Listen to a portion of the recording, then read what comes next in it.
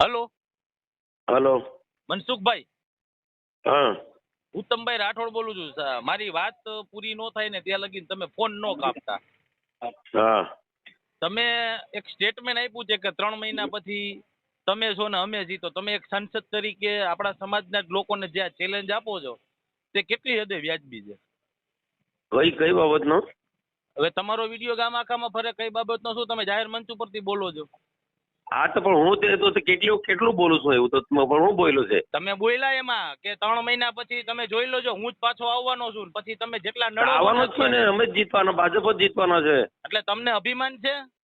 હા તમે જેવું માનો તે ભાજપ છે, બીજો કોઈ જીતે ના.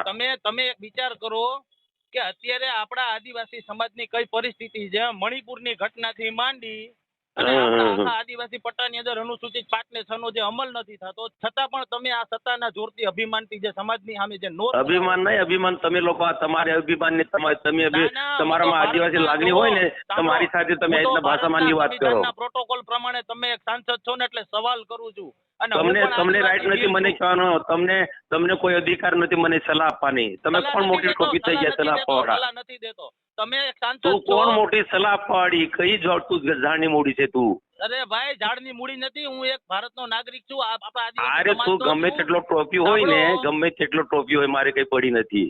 એટલે તમારો મતલબ કહેવાનો એમ છે કે હા તું કોઈ થાય થોડીક ભાડો કરી લેજે જા. હે તું થાય તે થોડીક ભાડો કરી લેજે તારેથી. સાહેબ તમે અમે પાર્ટીની વિચારધારામાં કામ કરવા વાળા લોકો છે. અમે પાર્ટીની લાઈનમાં ચાલવા વાળા લોકો છે.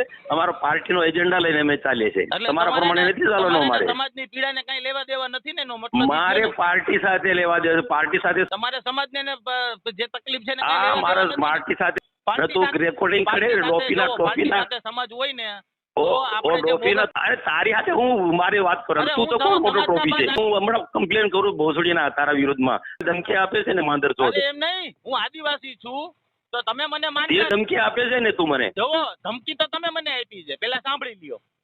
સાંભળો, ગાળ તમે બોલ્યા છો, ધમકી તમે મને આપી છે. ના તો હું તમને એમ બતાડું છું કે હું આદિવાસી છું. તું બોલે, તારી ભાષા બધી સમજણ પડે છે. તમારી ભાષા જે રહી ઈ કેવી છે? તારી સફાઈ રેવા દે. તું રેવા દે તારી સફાઈઓ.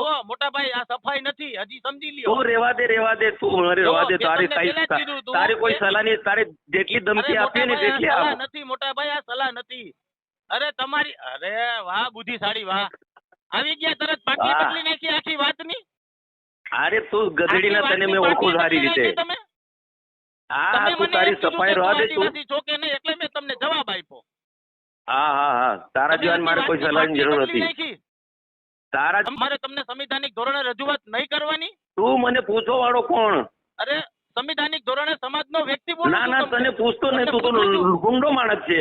હે તું ગુંડો આતંકવાદી જેવો લાગ્યો મને. અરે રે તમે સાચી વાત. તું જે ભાષામાં વાત કરીને મને એવું લાગે કોઈ ડાઉટફુલ લાગે છે. અત્યારે આ શબ્દ બોલો છો સાહેબ મારી સાથે.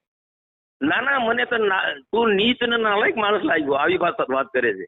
હું તમને સંવિધાનિક વાત કરું છું, એ નાલાયક વાત. ના નીચ ને નાલાયક છે તું. હું તમને જે સંવિધાનિક ધોરણે સાહેબ તમારી દ્રષ્ટિમાં જે તમને સવાલ કરે ને એ નીચ ને નાલાયક જ હોય. હા તું લંપટ માણસ છે. એક નંબર તો લંપટ નીચ માણસ છે. તો કઈ સવાલ કરો એટલે તમે દેશદ્રોહી થઈ જાવ, ધર્મ વિરોધી થઈ જાવ. તમારા સ્ટેટમેન્ટ હોય છે. હા તું આતંકવાદી છે એક પ્રકારનો. હું તમને સવાલ કરું છું એટલે તમે મને આતંકવાદી કયો છો ને? હા આતંકવાદી છે તું. આતંકવાદી જ આવો સવાલ કરે.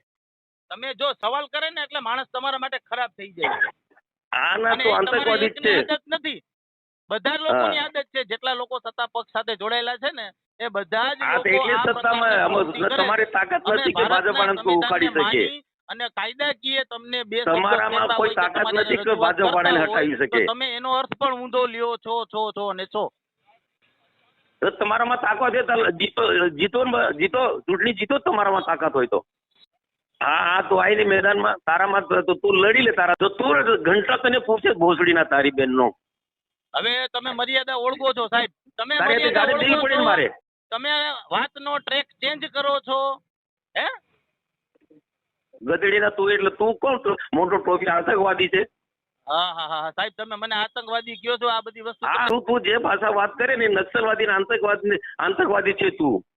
સાહેબ એવો મને અનુભવ નથી, તમને હશે, હું તો એવા કોઈ વ્યક્તિને મને ઓળખતો મને નથી. લાગ્યું તારી ભાષા પરથી. સાહેબ એવો અનુભવ તમને હોય, હું તો એવા ના કોઈ ના, વ્યક્તિને તું છે જ ઓળખતો જ ને. નથી. તું છે જ, તું આતંકવાદી નક્સલવાદી જ છે.